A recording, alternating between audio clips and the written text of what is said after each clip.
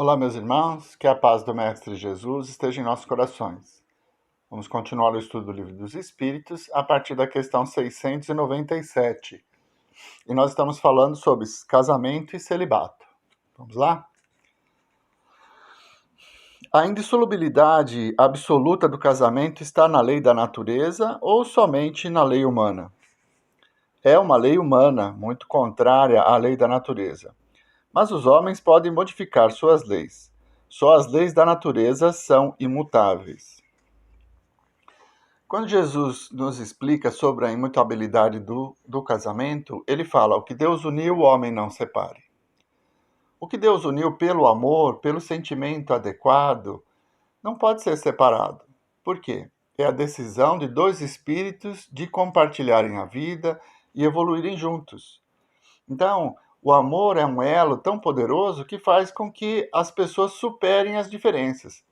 Pessoas diferentes se casam, projetam intenções e sentimentos uma em relação à outra, mas no decorrer da vida vão percebendo que são necessárias o exercício da paciência, da tolerância, e os conflitos vão acontecer naturalmente porque existem diferenças, né? Todos somos diferentes uns dos outros, mas que quando existe esse elo poderoso que é o amor, então não vai haver separação.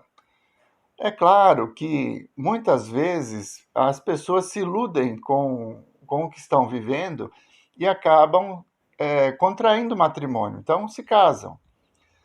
Depois de um certo tempo, vão perceber que aquela decisão não era correta. Então, manter um erro, né, num relacionamento difícil, de sofrimento e de dor, como era antigamente, né, era proibido separar, né? O casamento é até que a morte o separe aqui no Ocidente. Então, muitos homens, muitas mulheres sofreram em uniões que não agradavam. Por quê? Se uniram pelo motivo errado. Não existia o elo do amor. Então, o que não se separa é aqueles que se amam efetivamente. Então, o homem ou as pessoas ao seu redor não vão conseguir quebrar esse elo que é um sentimento muito poderoso. Mas quando as pessoas se unem por outros motivos, então o desgaste na relação acaba gerando. Então, para o espírita, é proibido o divórcio? Não, não é proibido o divórcio. Porque normalmente o divórcio já é o efeito de algo que já está acontecendo. Uma separação que já ocorreu vai ser oficializada através do divórcio. Mas o que Jesus nos recomenda é que escolhamos bem, né? Que nós, quando formos compartilhar a nossa vida com alguém, que seja a pessoa certa, que pensemos bem nisso, nos sentimentos, nos motivos que nos levam a desejar essa união. E é assim que vai ser indissolúvel se houver o elo do amor, que é um elo poderoso, que nos traz os meios para que consigamos nos manter unidos, apesar das diferenças que são naturais, né? O casamento transforma. Duas pessoas diferentes se unem, se casam e depois de alguns anos são pessoas diferentes, né? Porque as experiências nos trazem modificações. E quando existe o amor, existe a tolerância e o aprendizado. Então, não é uma lei natural a manutenção, né, a indissolubilidade do casamento. O que é natural é a união pelo amor. E esse sentimento ele nos dá meios para evoluir, como foi dito a semana passada, nesse importante laboratório que é a família, em que muito vamos aprender e exercitar o perdão, a paciência, a perseverança e muitas outras virtudes que nós precisamos desenvolver no nosso caminho evolutivo. 698. O celibato voluntário é um estado de perfeição meritória aos olhos de Deus? Não. E os que assim vivem por egoísmo desagradam a Deus e enganam a todos. Celibato seria a pessoa que não tem desejo de se relacionar com outra pessoa, né? Castidade. Então, abre mão da família. Prefere viver sozinho. Então, como diz a resposta, os que vivem assim vivem por egoísmo. Então, eu não quero repartir nada do que eu tenho, eu acredito não precisar de ninguém e vivem assim. Dentro da religião, os padres são celibatários. Por quê? Porque a instituição lá atrás, no tempo medieval ainda, percebeu que se os padres se casassem, a igreja teria mais despesas e problema de herança. Então, para que houvesse a manutenção do patrimônio e da estrutura física da igreja, foi instituído o celibato. Então, o padre não pode casar, porque ele não tendo esposa nem filhos, ele não tem herdeiros. Ele vai viver com a estrutura da igreja, e quando ele desencarnar, tudo que é dele volta para a igreja, porque não tem herdeiros. É nesse sentido, então, que se impôs o celibato aos padres, né? Mas se nós acompanharmos o Evangelho, se nós acompanharmos as atividades dos apóstolos, não existia celibatário. Jesus em nenhum momento diz que o seu sacerdote, na verdade ele não criou nenhuma igreja, mas se tivesse colocado isso no Evangelho, aí nós teríamos um motivo para pensar sobre isso. Mas, como dizem os espíritos, né? A resposta é muito clara: não. E os que assim vivem por egoísmo, desagradam a Deus e enganam a todos. Então, não é algo agradável o celibatário. 699. O celibato voluntário não representa um sacrifício que fazem certas pessoas com o fim de se dedicarem mais inteiramente ao serviço da humanidade? Isso é muito diferente. Eu disse por egoísmo. Todo sacrifício pessoal é meritório quando feito para o bem. Quanto maior o sacrifício, tanto maior o mérito. Deus não pode contradizer-se, nem achar ruim o que ele próprio fez. Não pode, pois, ver mérito algum na violação de sua lei. Mas se o celibato em si mesmo não é um estado meritório, e mesmo não sucede quando constitui pela renúncia às alegrias da família, um sacrifício praticado em favor da humanidade. Todo sacrifício pessoal, tendo em vista o bem e sem qualquer ideia egoísta, eleva o homem acima de sua condição material. Muito bem. Nós falamos do padre, que é obrigado ao celibatário pela estrutura da igreja. Agora vamos falar de um espírita notório, Chico Xavier. Também não constituiu família, se manteve, digamos, no celibatário. Mas porque a sua missão era de trazer o espiritismo para a humanidade, de transformar os conceitos e valores dessa doutrina nascente. E ele era casado, sim, com toda a humanidade. Chico amava a todos indistintamente. Então é diferente você abrir mão de uma família para prestar serviço à humanidade, como Chico, Divaldo Franco, né? E você ser obrigado a não se casar por instrução da instituição religiosa. Então não é uma atitude sua, né? Então o que ele deixa claro aqui, a intenção é tudo. Quando nós olhamos a vida do Chico, nós encontramos a essência do amor fraterno, a essência da caridade, e a família dele era a humanidade toda. Então, ele não teve essa, digamos, necessidade de conviver com certos espíritos para resgatar erros do passado, como acontece conosco, né? A família é bem assim. Espíritos reencarnam sob o mesmo teto para aprenderem e evoluírem, convivendo numa situação ligada pelo elo do amor. Então, existe a tolerância, existe a vontade de reajuste, porque existe o laço consanguíneo e essa relação de amor entre pai e filho, entre marido e mulher, enfim. O Chico não precisava dessa experiência. Ele amava a humanidade, ama, né, a humanidade como um todo. Para ele, todos, como disse Jesus, quem é minha irmã, quem é minha mãe, quem são meus irmãos? Para o Chico é a mesma coisa.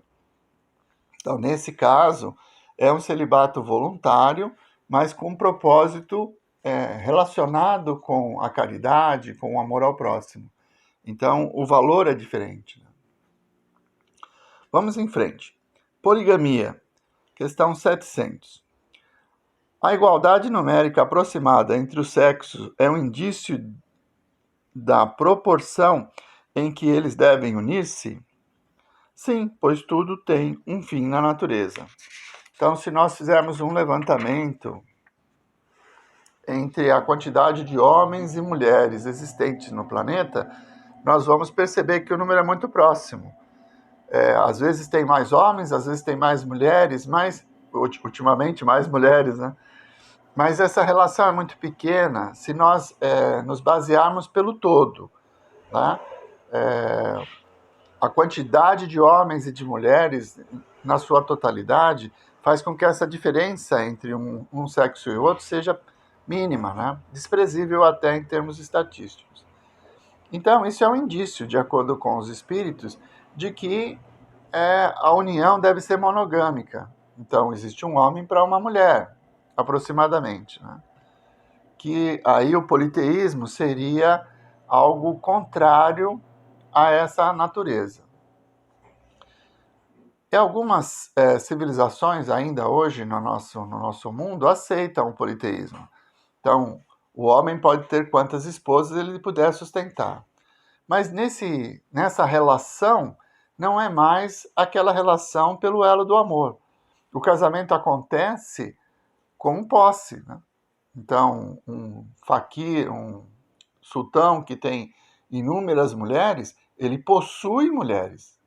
Ele não se casa com elas para ter uma relação amorosa, para ter uma convivência com a vida e uma evolução mútua.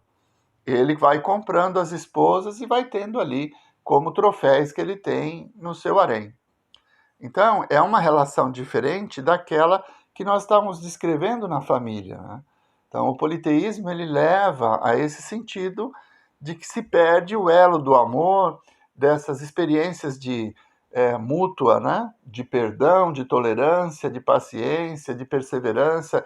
Tudo isso se perde quando multiplica-se as esposas, né?